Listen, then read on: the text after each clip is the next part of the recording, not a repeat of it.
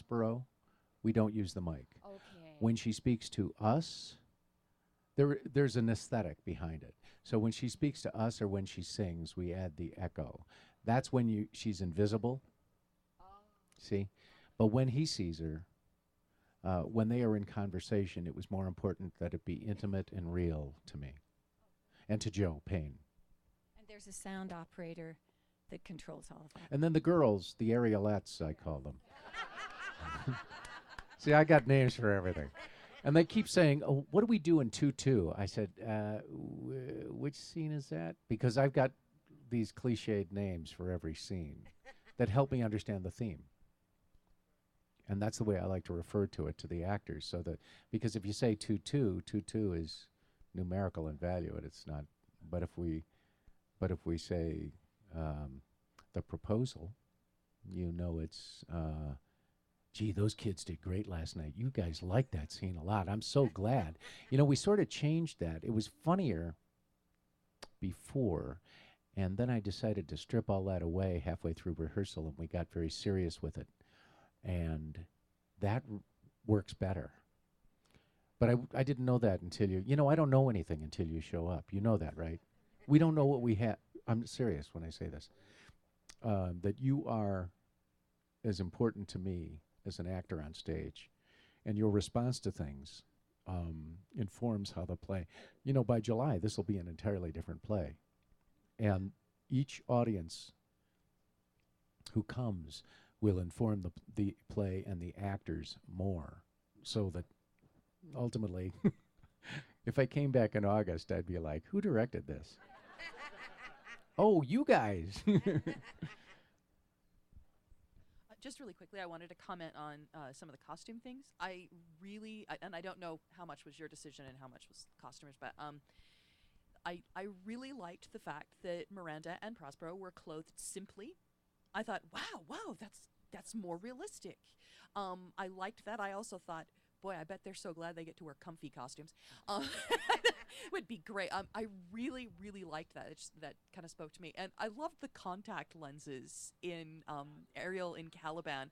I had to use my binoculars to see them because what's wrong with their eyes? And then I saw what it was. So that was a really Thanks. odd, eerie little touch, Yeah, and I thought it that's worked mine. really well. Nice That's decision. that's I mine. really I liked sent that. him. I sent him these pictures.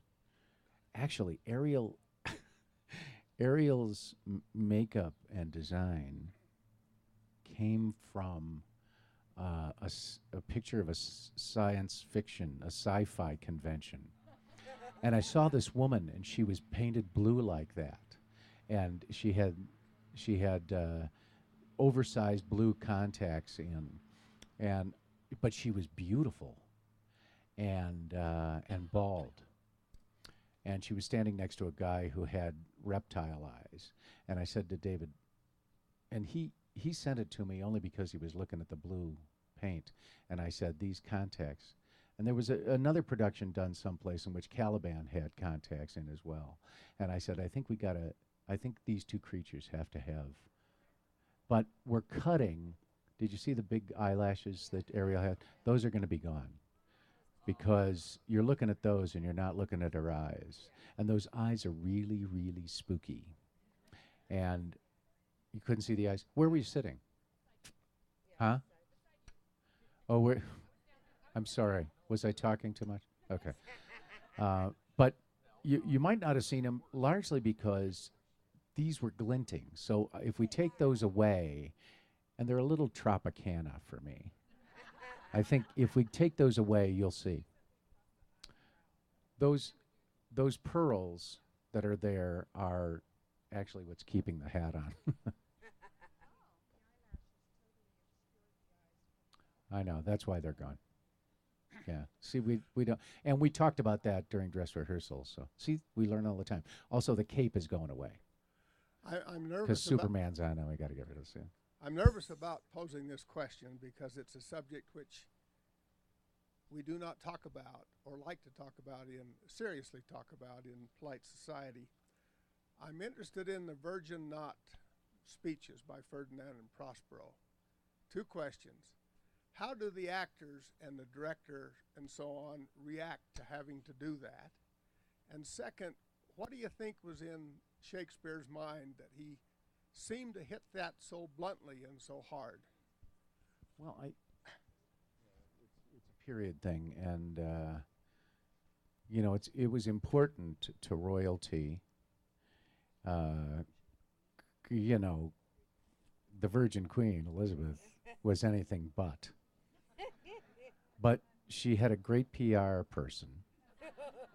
But there are those who say, this is getting into a lot of Shakespeare territory that I knew nothing about. I've directed 3 Shakespeares in my life, and you saw the third. And I've done a couple of plays twice as an actor. So, but there is it Edward de Vere, the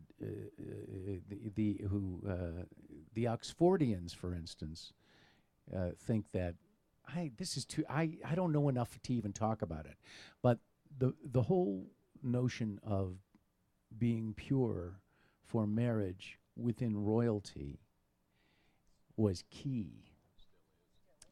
Yes, it is. It is. Yeah, but they may be checked, but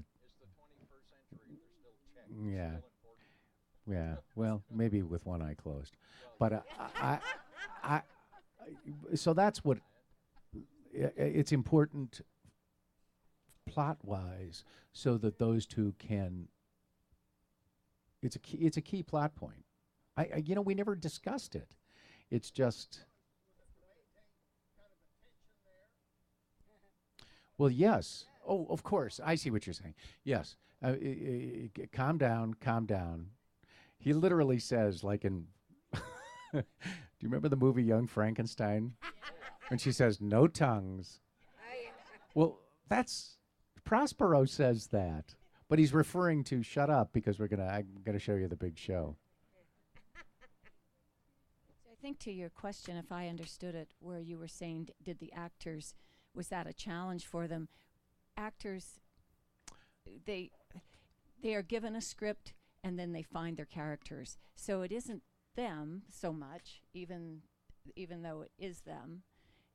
They look at what the playwright gave them. And the playwright gave them, in that case, Ferdinand, who says he wants to make sure Miranda is a virgin before he can marry her because of what his position will be. He thinks he's going to be king.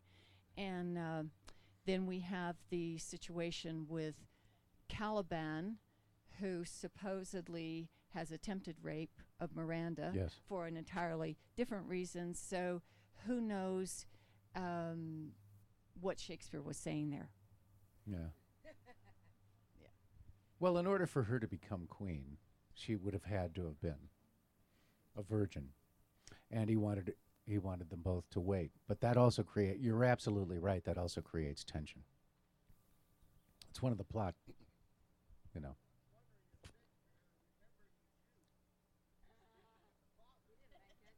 I don't know.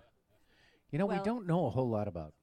Well, and of course, Shakespeare's wife was pregnant with their child when they married, which was not an unusual situation because marriage was very expensive, and it was not unusual for people to get married and have a child a few short months after.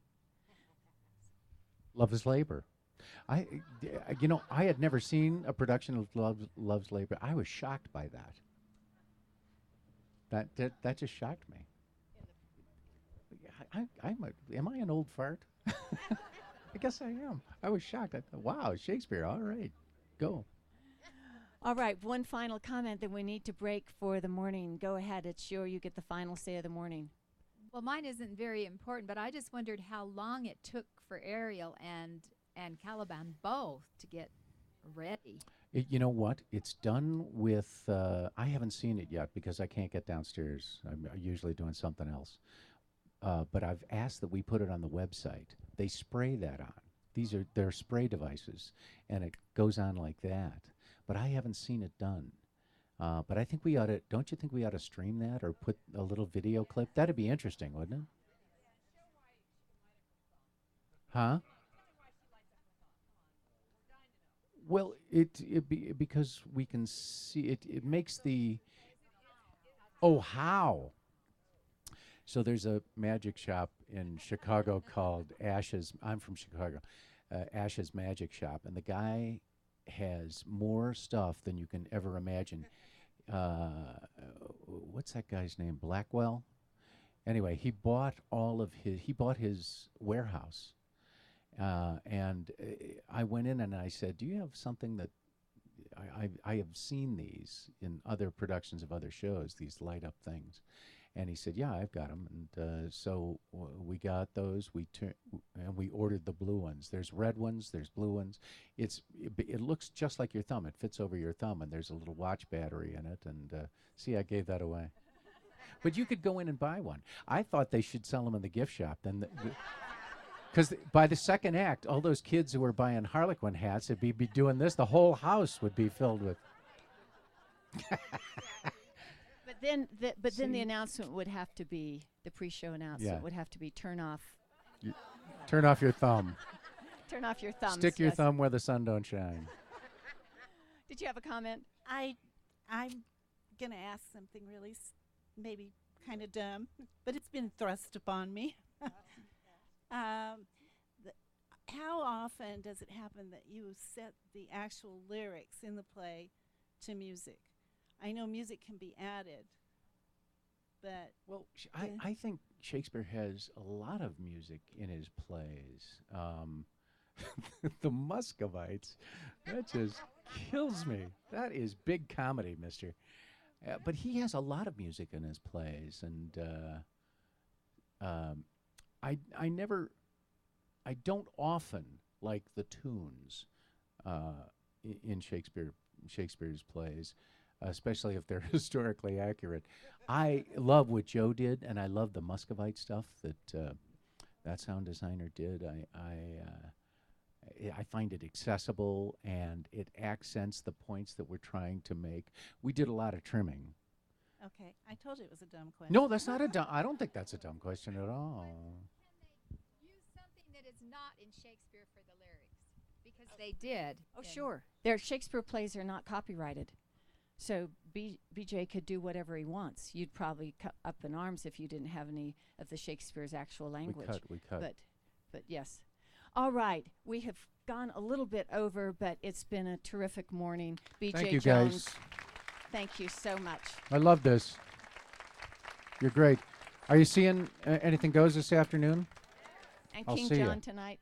And King John tonight. All Great. right. Thank you all for being here. We'll take a very quick break, and then Brian Vaughn will be here, and we will talk about Peter and the Starcatcher.